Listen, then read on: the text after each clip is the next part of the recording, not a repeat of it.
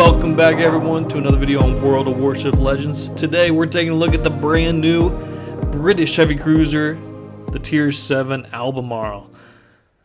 Some quick stats on this thing. It has 9 guns divided equally amongst 3 turrets, 2 of those forward to the superstructure, 1 in the rear. And those are all 203mm. This is the unupgraded version, so just raw right out of the box. So it's 15.6 kilometer range, 13-second reload time. The HE has a max damage of 3,415 points with a 17% fire chance, while the AP has a max damage of 4,500. Now once you do get it fully upgraded, that range is going to jump to about 17.1 kilometers, and the reload is going to drop down by half second to 12.5. The torpedoes, they are, as they are always going to be, you get 4 torpedoes on each side with a 10-kilometer range. Max damage of 15,533 hit points per torpedo and a 96-second reload time. Now the main difference between the Albemarle and Surrey is what you're seeing right here, the radar consumable. Instead of taking a fighter, you can apply the radar, and this is the 30-second duration radar. Absolutely phenomenal for taking out DDs, especially this one pushed a little bit too far, got too far away from his support. We're able to use the radar, get him spotted. He does drop spot after the radar consumable leaves, but we do have our sonar up and running. We get close enough to get sonar on him, and he eventually does go down right here. So this is about my 7th or 8th game in the ship. Overall, a favorable matchup in this game. It's a domination game on Sea of Fortune. It's a 6-7 game. We're going to get a good look at kind of what the ship is capable of. So far, I think it's an HE slinger just like the Surrey was. But here we are going up against exactly a Surrey.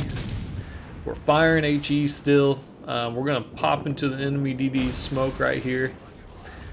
And so far, this was a great outcome. We were able to push in, take out the destroyer. Great teamwork from the backside there, taking out the Surrey real quick. We do see that there is a ship of some kind back behind the island. Radar detects us, but we're just going to go ahead and continue to hug the island here and make sure that he never really gets a good angle. Right here, we get to see what the AP can do. Going up against the Munchen. Fire only our front 2 guns on this first salvo. We pop them for several citadels. We are able to get the back gun on and do a little bit more damage here. Another citadel, and this is the best result I've gotten out of the AP so far. Honestly, I hadn't thought too much of it before this encounter. But I think if you're going broadside against cruisers, you do have the risk of overpinning, so you just have to make sure that your aiming is right on target. You want to be right at the waterline to be able to get those citadel hits. But right here, just real strong showing, and something I think shows some potential. So as we're continuing the game here, we're finished off the cap. We kill off the Munchen.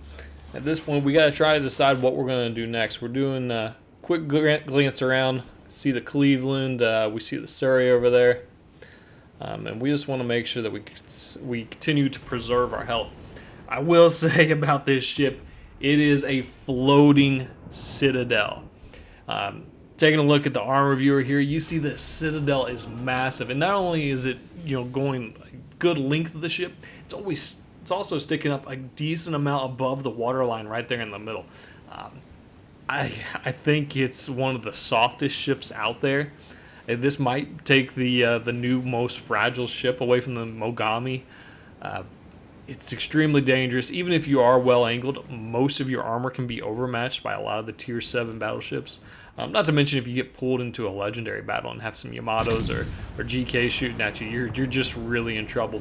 So keeping your distance is going to be key. Using that throttle, making sure you're working the rudder back and forth, making it much more difficult for people to kill you or even get hits on you. Right here, the Surrey pops up, so we do switch back to AP. As you can see, if we're not hitting the citadel, we are getting a lot of overpins.